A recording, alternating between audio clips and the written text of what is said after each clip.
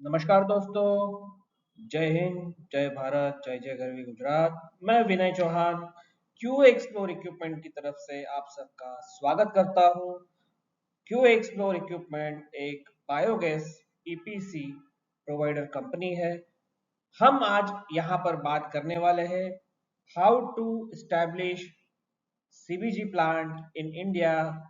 हमारे देश में सीबीजी प्लांट को हम कैसे लगाएं, किस सुविधा के अंतर्गत, किस स्कीम के अंतर्गत हमें उसमें जाना चाहिए, भारत सरकार ने कौन सी स्कीम लॉन्च करी है, सतत स्कीम क्या है, डीपीआई स्कीम क्या है, बायोगैस किस तरीके से इनरिच किया जाता है और बायोगैस का इस्तेमाल कहाँ होता है, ये एक जानकारी मैं आपके सामने लेके आया हूँ।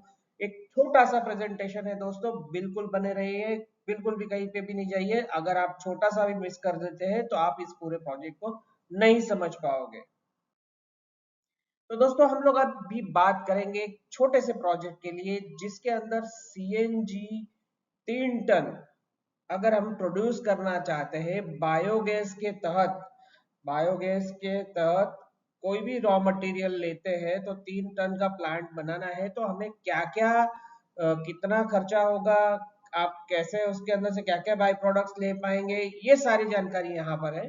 तो दोस्तों जैसे कि मैं यहाँ पे आपको बताना चाहता हूँ कि अगर आप 3 टन सीएनजी निकालना चाहते हैं तो 3 टन सीएनजी निकालने के लिए आपको कितना आप सबसे पहले तो हम जान लेते हैं इसमें से कितने कितने प्रोडक्ट निकलते हैं। तो आप यहाँ पे देख सकते हैं कि यहाँ पे सीएनजी निकलता है मित्रों। सीएनजी मतलब वही सीएनजी है जो आप अपनी गाड़ियों के अंदर भरते हैं और जिससे बड़े बड़े ट्रक्स भी आजकल चलते हैं, और इसी सीएनजी को एलएनजी बना के आजकल बड़े ट्रकों को भी जो चलाया जा रहा है और ये कंटेनर के कंटेनर भी चलाया जा रहा है और आगे जाके सीएनजी ट्रेन भी गवर्नमेंट की तरफ से निकाली गई है। तो दोस्तों इसका जो इसका जो भविष्य है वो बहुत ही ज्यादा उज्जवल है। उसके साथ में इसके पास दो और बाई प्रोडक्ट आते हैं, जैसे कि आप यहाँ पे से देख सकते हो ऑर्गेनिक फर्टिलाइजर है, यहाँ पे आप देख सकते हो किस तरीके का ये दिखता है, और एक लिक्विड फर्टिलाइजर भी निकलता है दोस्तों। और उसके साथ में अगर वायबल है तो बायोगैस के साथ में कार्बन डाइऑक्साइड, जितना बायोगैस निकलता है उससे, जितना सीएनजी निकलता है उससे डबल जो है यहाँ पे CO2 निकलता है दोस्तों। और CO2 को अगर आपके एरिया में वायबिलिटी है तो आप उसको भी बेच सकते हो, पर मैंने यहाँ पर उसको कोई भी बाई प्रोडक्ट के अंदर ऐड नहीं किया है। यहाँ पे मैंने सिर्फ 3 बाई प्रोडक्ट दिखाए हैं, एक है सीएनजी, दूसरा है सॉलिड ऑर्गेनिक फर्टिलाइजर और तीसरा है लिक्विड ऑर्गेनिक फर्टिलाइजर। तो दोस्तों बायोगैस क्या है? तो बायोगैस ही इसी ऐसा गैस होता है जिसके अंदर गैसों का मिश्रण होता है जो बनता है किसी भी ऑर्गेनिक मटेरियल, जैसे कि पेड़ हो गया, पत्ते हो गए, मांस हो गया, दूध हो गया, दही हो गया, कोई भी ऑर्गेनिक मटेरियल जो सृष्टि के द्वारा बनाया गया है और ऐसा मटेरियल जो डिग्रेडेबल है, जो ऑर्गेनिकली डिग्रेड होता है, उसको एक ऐसी सिचुएशन में ले जाया जाए, एनॉर्बिक सिचुएशन। एनॉर्बिक सिचुएशन मतलब दोस्तों जहां पे वातावरण के ऑक्सीजन का प्रेजेंस नहीं होता है, ऑक्सीजन का जहां प्रेजेंस नहीं होता है वैसी जगह पे उसको एयर टाइट करके उसमें लेस ऑफ ऑक्सीजन का जो एटमॉस्फेयर बन जाता है तो उसको एनॉर्बिक सिचुएशन कहते हैं, एनॉर्बिक कंडीशंस कहते हैं। एनॉर्बिक कंडीशन में ले जाने के बाद जो मीथेन के जो बैक्टीरिया होते हैं उस मटेरियल को खाने के बाद में जो गैस रिलीज करते हैं उसे बायोगैस कहते हैं। आपको बिल्कुल आसान भाषा में मैंने समझाया है। बायोगैस के अंदर जो मुख्यत्वे कौन कौन सी गैसेस होती है यहाँ पे दिखाया गया है दोस्तों। सबसे पहले मीथेन जो है 50 से 75% तक हो सकता है, जिसका साइंटिफिक कंपोजिशन CH4 है, और उसमें कार्बन डाइऑक्साइड हो सकता है 25% से लेकर 50% तक। CO2 होता है जिसका जो है साइंटिफिक ये उसका कोड है। और आप देख सकते हो 10% तक हम नाइट्रोजन भी उसमें से मिल सकता है, 1% तक हाइड्रोजन होता है, और हाइड्रोजन सल्फाइड जो जंग लगने के लिए जो जिम्मेदार होता है वो भी गैस इसके अंदर मिलती है। ये बायोगैस प्लांट के लिए हानिकारक है, लेकिन मैं बताऊंगा उसको किस तरीके से ये निकाला जाता है, और उसको निकालने के बाद में सीएनजी को आगे ले जाया जाता है, और इसमें 0 to 2% ऑक्सीजन का भी प्रमाण होता है। और ये सारा प्रोसेस जो होता है वो एनॉर्बिक डाइजेशन प्रोसेस कहा जाता है, जिससे मीथेन बैक्टीरिया को कंप्लीट करता है।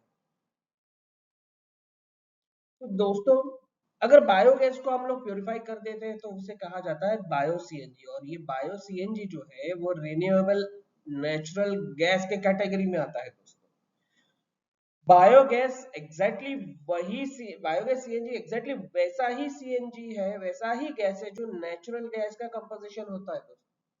इसमें जरा सा भी रत्ती भर फर्क नहीं होता है कि अगर आप बाहर के सीएनजी और ये बायो सीएनजी आप डालते हैं तो आपके व्हीकल के अंदर कोई फर्क पड़ता है या कुछ होता है, नहीं दोस्तों, बिल्कुल भी नहीं। इसमें 100% वैसा ही सीएनजी होता है जैसा बायो सीएनजी के अंदर, जैसे नॉर्मल सीएनजी में कण होते हैं।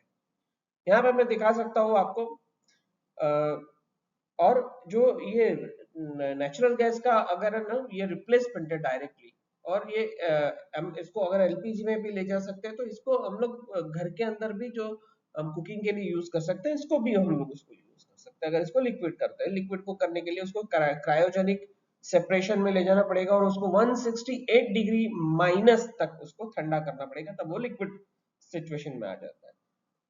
तो अगर बायोगैस, यहाँ पे मैंने पैरामीटर दिखाया, अगर बायोगैस 55% और में बायोगैस में मीथेन का परसेंटेज जो होगा 55 से 60% तक, 55 से 65 होगा। अगर उसको प्योरीफाई कर दिया जाए तो उसको कहा जाएगा बायो सीएनजी, तो उसके अंदर होगा 92% से 98% तक प्योरिटी मीथेन की होगी। और CO2 में भी आप देख सकते हैं 35 से 45, तो यहाँ पे वो हो जाएगा 2 से 8%। H2S का जो ppm होगा 500 ppm से 30,000 ppm तक उसके अंदर हो सकता है। इट इज डिपेंड ऑन हम कौन सा रॉ मटेरियल यूज करते हैं। तो जो भी रॉ मटेरियल यूज करते हैं हम उस रॉ मटेरियल के अंदर उसके हिसाब से वो ppm होता है। और ये यहाँ पे जब हम प्योरीफाई करते हैं तो लेस देन 20 ppm रह जाता है। मॉइस्चर होता है वो सैचुरेटेड होता है, वहां पे जाके हम लोग -40 डिग्री जो है उसमें लेके जाते हैं, लेस देन -40 डिग्री। और अदर इम्प्योरिटीज बायोगैस में प्रेजेंट होती है, परंतु इसमें नहीं होती है बिल्कुल। और कैलोरिक वैल्यू जो है 19,500 किलो जूल होती है पर केजी, और यहाँ पे 52,000 से ज्यादा इसमें हो जाती है, जो नॉर्मली सीएनजी के अंदर भी उतनी ही होती है। तो बिजनेस अपॉर्चुनिटी क्या है इसमें? तो अगर कोई पेट्रोल से सीएनजी अगर यूज करता है तो आपको मालूम ही है पेट्रोल का कीमत आज क्या है, सीएनजी का कीमत क्या है। और सीएनजी पेट्रोल भरने के बाद में भी व्हीकल जो है 15-16 से ज्यादा एवरेज नहीं देता, परंतु सीएनजी जो है 1 किलो पर आपको 28 से 30 का एवरेज देते हैं। तो वहां पे आपका बहुत बड़ा सेविंग होता है। थोड़ा बहुत जो प्राइस होता है वो सीएनजी व्हीकल का ज्यादा होता है, परंतु वो लॉन्ग टर्म में वो बहुत जल्दी कवर कर लेता है। तो प्रोडक्शन फ्लो कैसे होता है और क्या क्या रॉ मटेरियल यूज हो सकता है दोस्तों, मैं यहाँ पे आपको बताना चाहता हूँ। तो अगर हम 3 टन, अगर हम 3 टन सीएनजी बनाना चाहते हैं तो हमें 6,000 क्यूबिक मीटर गैस लगेगा, बायोगैस जनरेशन करना होगा। और यहाँ पे मैंने दोस्तों आपको दिखा दिया है कि कौन से रॉ मटेरियल से कितना बायोगैस निकल सकता है। तो यहाँ पे आप देखेंगे अगर 1 टन आप काउ डंग यूज करते हैं तो आपको 45 क्यूबिक मीटर मिलता है। तो ये आप अगर अपना रोज का फीड जानना चाहते हो तो 6,000 आप यहाँ पे लिखेंगे, 6,000 क्यूबिक मीटर आपको रोज चाहिए। 6,000 डिवाइडेड बाय 45 करेंगे तो आपका जो इनपुट है यहाँ पे दोस्तों, इनपुट आपको मिल जाएगा। इसको यहाँ पे आपको डिवाइड करना है, डिवाइड करने से आपको मिल जाएगा, आपको 6,000 डिवाइडेड बाय 45 करना है। तो आपको कितना चाहिए, तो 133 समथिंग कुछ यहाँ पे आपको रॉ मटेरियल चाहिए होगा काउ डंग का। वह उसी तरह से आप अगर देखेंगे तो नेपियर ग्रास है, यहाँ पर नेपियर ग्रास दिखाया गया है, तो यहाँ पे 145 क्यूबिक मीटर वो निकाल रहा है। तो अगर 145 क्यूबिक मीटर होता है तो हमें लगभग 42 टन जो है हमें चाहिए 6,000 क्यूबिक मीटर के लिए। 6,000 क्यूबिक मीटर हमें जनरेशन के लिए चाहिए 42 टन नेपियर ग्रास। उस हिसाब से आप कैलकुलेट कर सकते हैं। यहाँ पर जितने भी रॉ मटेरियल दिए हैं आप कौन सा अवेलेबल कर सकते हो और जो भी आप अवेलेबल कर सकते हो उसकी कीमत आप उसके साथ कंपेयर कर सकते हो और उसके आगे बढ़ सकते हो। मैं आपको एक एग्जांपल नेपियर ग्रास पे दूंगा, क्योंकि नेपियर ग्रास एक ऐसा एक रॉ मटेरियल है जो जल्दी बायबल होता है, इजीली अवेलेबल होता है और कंटिन्यूस अवेलेबल होता है एक सीबीजी प्लांट के लिए। तो यहाँ पे प्रोडक्शन फ्लो देखेंगे तो सबसे पहले जैसे यहाँ पे दिखाया गया है कि ये वेरियस जो है यहाँ पे फीड दिखाए हुए है, कोई भी आप फीड लेते हो उसको एनारोबिक सिचुएशन में ले जाया जाएगा। एनारोबिक सिचुएशन में ले जाने के बाद में दो चीजें निकलेगी, एक बायोगैस निकलेगा, एक डाइजेस्टेड निकलेगा। बायोगैस निकलेगा उसको हम लोग हीट में डायरेक्ट यूज कर सकते हो, इलेक्ट्रिसिटी में भी यूज कर सकते हैं। इलेक्ट्रिसिटी मीन अगर हम कोई पावर जनरेटर लेके आते हैं जो सीएनजी पे जो बायोगैस पे चलता है तो वो डायरेक्ट इलेक्ट्रिसिटी जनरेट करेगा, और कोई बॉयलर में अगर यूज करते हैं तो डायरेक्ट करेगा। अगर हम उसको बायोमीथेन बनाते हैं, बायोमीथेन मतलब मैंने जैसे कहा आपको 92% से अगर हम लोग ऊपर ले जाते हैं तो वो बायोमीथेन बन जाता है। बायोमीथेन जो हम लोग नॉर्मली यूज करते हैं, जिसे हम लोग नॉर्मली सीएनजी कहते हैं, हम उसको गाड़ियों में और गैस ग्रिड में डाल सकते हैं। जो गैस ग्रिड होता है गेल का होता है, वो लोग अपना खरीद लेते हैं और हम डायरेक्ट उन्हें दे सकते हैं, या तो हम डायरेक्ट मार्केट के अंदर कार के अंदर जो है उसमें यूज कर सकते हैं और बेच सकते हैं। आप यहाँ पे देख सकते हो अलग अलग ये जो प्लांट है ये किस तरीके से दिखता है, सीबीजी प्लांट किस तरीके से दिखता है। तो ये यहाँ पे आप देख रहे हैं, पहला जो पिक्चर दिखाया हुआ है यहाँ पे, तो ये दो जो बलून बड़े बड़े दिख रहे हैं ये डाइजेस्टर है और इसका ये गैस स्टोरेज है, ये प्योरिफिकेशन शेड है और ये उसके फर्टिलाइजर का शेड है। अब ये देख सकते हो डाइजेस्टर इतने बड़े बड़े होते हैं, यहाँ पे देखिए अब छोटा सा एक ये ट्रक खड़ा है यहाँ पे, आप समझ सकते हैं ये कितना बड़ा हो सकता है। यहाँ पर ये प्योरिफिकेशन के लिए पीएसए यूनिट दिया हुआ है, ये भी पीएसए यूनिट है, इससे अपग्रेडेशन होता है, इससे प्योरीफाई होता है। आप यहाँ पे देख सकते हो कि अपग्रेडेशन सिस्टम जो प्योरिफिकेशन सिस्टम आती है वो अलग अलग टाइप की आती है, और अलग अलग टाइप के अंदर चार टाइप की मोटा मोटी आपको प्योरिफिकेशन जो बायोगैस को प्योरीफाई करता है वो मिलता है। तो कौन सी चीज सस्ती है परंतु वो लॉन्ग टर्म में महंगी है उसकी भी जानकारी मैं आपको यहाँ दे देता हूँ। तो दोस्तों आप देख सकते हो पीएसए, एमपीएसए और पीपीएसए सिस्टम, जो ये चार टावर जो दिख रहे हैं यहाँ पे ये है, ये इनिशियल बहुत सस्ता होता है परंतु इसका ऑपरेशनल कॉस्ट और इसके अंदर मीथेन लॉस का जो प्रमाण होता है वो ज्यादा होता है। यहाँ पे देख सकते हो वाटर स्क्रबर और अमाइन अमाइन स्क्रबर, ये भी एक CO2 कैप्चर करने का बहुत ही अच्छा तरीका है और जिसका जो इनिशियल इन्वेस्टमेंट ज्यादा होता है और इसका ओपेक्स कंपैरिजन में पीएसए से ज्यादा होता है और मेम्ब्रेन से भी ज्यादा होता है। ये मेम्ब्रेन जो है इनिशियल कॉस्ट इसका जो है वो ज्यादा होता है परंतु इसका ओपेक्स और इसका प्योरिटी मीथेन लॉस कम होता है। अमाइन वाटर स्क्रबर में भी जो मीथेन जो लॉसेस होता है वो 5% से 10% के आसपास हो सकता है, पर मेम्ब्रेन के अंदर आपको मैक्सिमम 1% से ज्यादा नहीं मिलेगा, इससे इससे कम ही होगा। और क्रायोजेनिक चौथा जो है वो क्रायोजेनिक सेपरेशन है, जिसके अंदर मीथेन और कार्बन डाइऑक्साइड को लिक्विड फॉर्म में कर दिया जाता है, जिससे मीथेन आपको 99.99% प्योर लिक्विड फॉर्म में मिलेगा और आपको CO2 भी लिक्विड फॉर्म में मिलेगा, परंतु इसका ऑपेक्स बहुत ही ज्यादा होता है दोस्तों। इसको जो वायबिलिटी पे लाना जरा मुश्किल हो जाता है, अगर हमें गैस लिक्विड फॉर्म में अगर ज्यादा प्राइस में बिकेगा तो ही ये फायदे कारक होगा। तो मैंने यहाँ पे कॉस्ट एनालिसिस दिया है, नेपियर ग्रास को मैंने एज अ फीड यूज किया है और नेपियर ग्रास का मैंने फीड यूज किया है और उसके अंदर मैंने बताया है कि हम अगर नेपियर ग्रास जो है 1 रुपए के हिसाब से अगर मार्केट से परचेस करते हैं तो हमें जो है कितने का ये प्रोडक्ट होगा, कितने का ये पड़ेगा। तो जैसे आप देख सकते हो अगर हम लोग 3 टन अगर हम लोग मैन्युफैक्चर करते हैं, 3 टन के लिए पूरा ये दिया हुआ है, तो यहाँ पे देखेंगे रॉ मटेरियल का हमारा खर्चा जो है लगभग 38,000 रुपए का आएगा। 70 पैसा मैंने यूज किया है, माफ कीजिएगा दोस्तों, यहाँ पे मैंने 70 पैसा मतलब पर टन 700 रुपए मैंने यूज किया है। इलेक्ट्रिसिटी जो है मैंने 3500 यूनिट पर डे का मैंने काउंट करके 35,000 रुपए मेरा पर डे का काउंट किया है। मैन पावर मैंने 20 लिए है जिसमें 1,000 रुपए पर पर्सन मैंने किया, तो 20,000 मैंने यहाँ पे किया। और इस तरीके से टोटल आप देखेंगे तो 1,00,000 63,570, जिसके अंदर मेरा इंटरेस्ट और सब्सिडी और सारा का सारा मैंने काउंट कर लिया, 10 करोड़ का मैंने लोन जो है इसके अंदर कंसिडरेशन मिली है।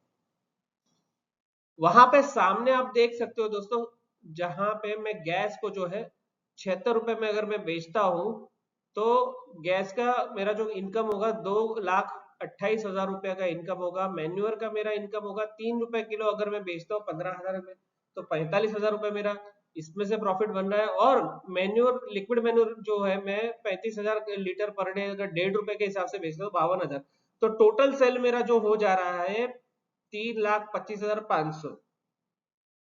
मैं अगर 12 करोड़ रुपए इन्वेस्ट करता हूँ, टोटल मनी 10 करोड़ का लोन लेता हूँ, उस हिसाब से मेरा जो सेल्स जो है वो 11 करोड़ के आसपास बन जाता है। और यहाँ पे मैंने आरओआई जो है इसको विदाउट सब्सिडी, बिना सब्सिडी के यहाँ पे 2 साल के आसपास हमें इसका आरओआई मिल जाता है। और हम लोग जो है प्रॉफिट बनाते हैं, यहाँ पे देख सकते हैं आप, यहाँ पे प्रॉफिट दिखाया गया है, सब कुछ यहाँ पे कैलकुलेट किया हुआ है।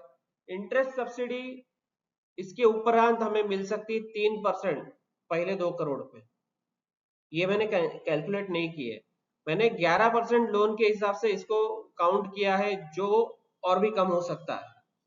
10 साल no income tax, income tax 1 रुपया नहीं भरना है आपको, आप इनकम टैक्स हॉलिडे यूज कर सकते हो सेक्शन 80IA के अंडर में।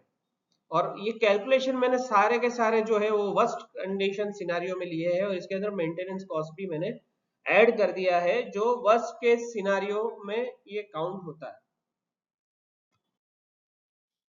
तो दोस्तों, ये स्कीम के साथ में सरकार हमें क्या क्या फायदे दे रही है, ये इस पूरा प्रोजेक्ट में हमें क्या क्या और बेनिफिट मिलता है। तो दोस्तों, सबसे पहले सतत के अंडर में हम इस प्रोजेक्ट को लगाते हैं, उससे पहले हमारे पास में ऑयल मार्केटिंग कंपनी जैसे कि IOCL, BPCL, गेल, फिर और भी जितनी भी oil marketing company, gas marketing company है, वो हमें लेटर ऑफ इंटेंट इशू करती है, जो 15 साल तक वैलिड होती है। और वो हमें लिख के देती है कि हम आपसे जितना भी आप गैस जनरेट कर रहे हो, उसको हम लोग परचेस कर लेंगे 15 साल तक, और उसका जो रेट है वो रिटेल रेट से इतना आपका ये रहेगा, और पूरा का पूरा एग्रीमेंट आपके साथ में कर देते हैं। और ये बहुत बड़ी बहुत बड़ा सेफ्टी है हमारे जो भी CBG प्लांट प्रोड्यूसर है उनके लिए, क्योंकि कोई भी बिजनेस में दोस्तों देखेंगे तो आपको सेल्स मार्केटिंग ये सबसे बड़ा हेडेक होता है।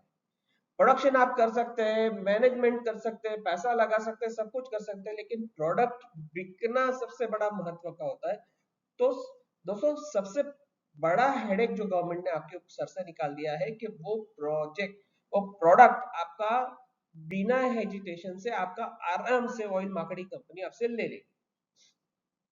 आप DPI स्कीम में भी जा सकते हो, डायरेक्ट पाइपिंग इंजेक्शन, जहाँ पे CGD में नेटवर्क है, जहाँ पे सिटी डिस्ट्रीब्यूशन नेटवर्क है, वहां पे भी आप उसको इंसर्ट कर सकते हो। लेकिन मैं सजेस्ट करूंगा कि जिस स्टेट के अंदर 80 रुपए से कम रेट है, तो वही DPI स्कीम में जाए। बाकी बाकी स्टेट्स के अंदर जहां पे भी CGD स्कीम, जहां पे प्राइस 90 रुपया, 96 रुपया, 100 रुपए के आसपास है, उन्हें कोई जरूरत नहीं, क्योंकि उनको डायरेक्टली 80 रुपीज तो गवर्नमेंट सीधा दे रही है। तो CGD में आप जाते हो तो 72 से 76 रुपीज मिल सकता है। अगर आप बाकी में जाते हो, जैसे मान लो कहीं महाराष्ट्र के अंदर 96 रुपीज है, तो आपको 86 रुपीज आपके हाथ में आएंगे। हर स्टेट में प्राइसिंग अलग अलग है और कैपिंग है। आप अगर उसको देखना चाहते हो तो आप सतत की वेबसाइट पे भी जा सकते हो। Natural gas, nature of interest due to low cost of bio CNG compare to petrol और नॉर्मल CNG की वजह से गवर्नमेंट जो है वो लोगों को टारगेट कर रही है इस चीज के लिए। कंपेरेटिव एनालिसिस आप देखोगे यहाँ पे कि जो CO2 का एमिशन है वो CNG और CBG उससे भी कम कर रही है। जब आप देखते हो यहाँ पर डीजल का जो CO2 का एमिशन है यहाँ पे 0.26 दिखाया जा रहा है, तो आप यहाँ पे देख सकते हो बायोगैस का एमिशन जो है सेम सिनारियो में 0.09%।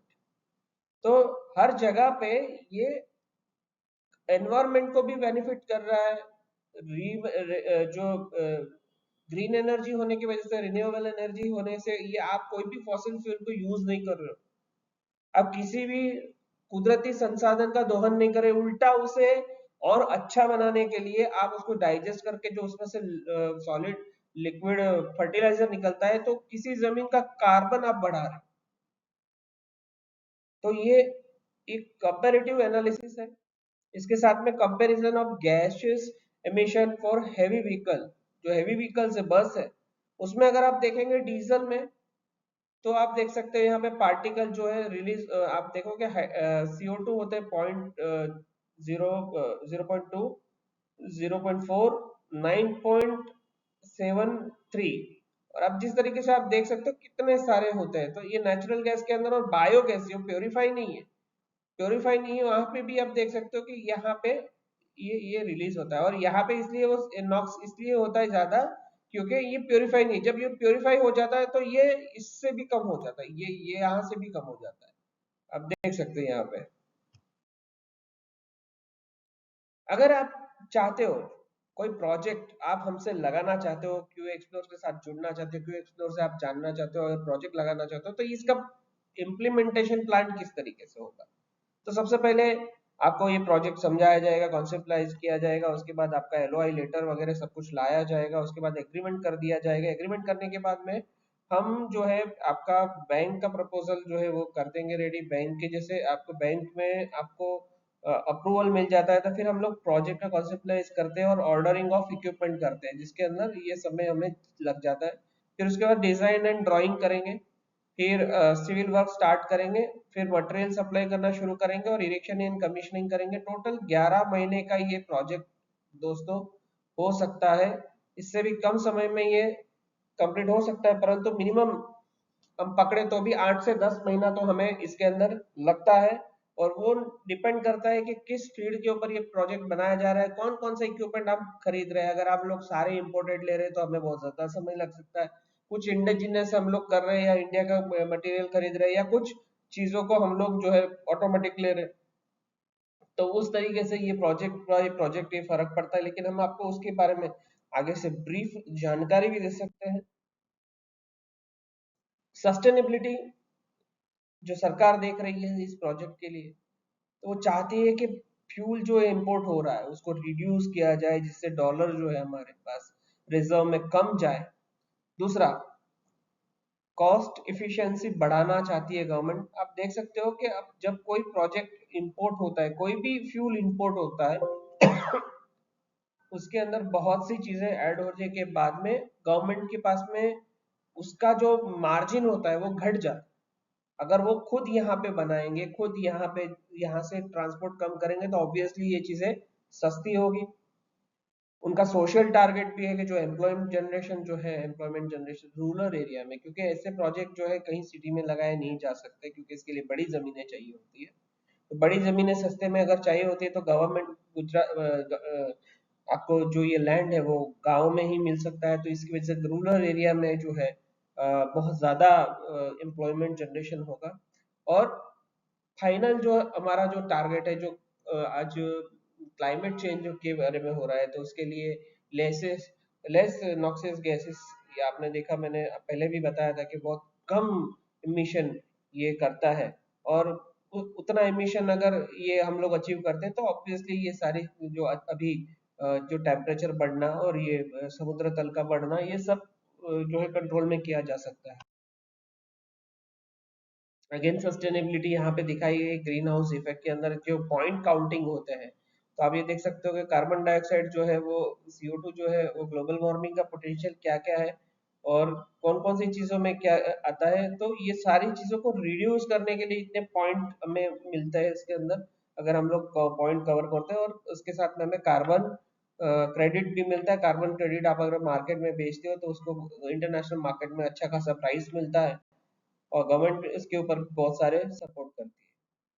तो धन्यवाद दोस्तों, ये एक मेरा वीडियो था सतत के ऊपर, DPI स्कीम के ऊपर, CBG के ऊपर। अगर आपका कोई भी सवाल है, आप मुझे मेरे मोबाइल नंबर 7043992547 और हमारे वेबसाइट है www.qaexplore.in, आप इसके ऊपर कांटेक्ट कर सकते हैं। और आपको मेरा कांटेक्ट डिटेल मैं इस वीडियो के अंत में या तो फिर ये डिस्क्रिप्शन के अंदर जरूर से मेंशन करूंगा, आप मुझे कांटेक्ट करिए। कोई सवाल जवाब में तो सवाल जवाब करिए, और अगर हमारी सर्विसेज आप लेना चाहते हैं, अगर आप सीबीजी प्लान डलवाना चाहते हो तो आप हमसे मिल भी सकते हैं और आप फोन भी कर सकते हैं। धन्यवाद। जय हिंद, जय भारत, जय जय गरविंद्र, भारत माता की जय।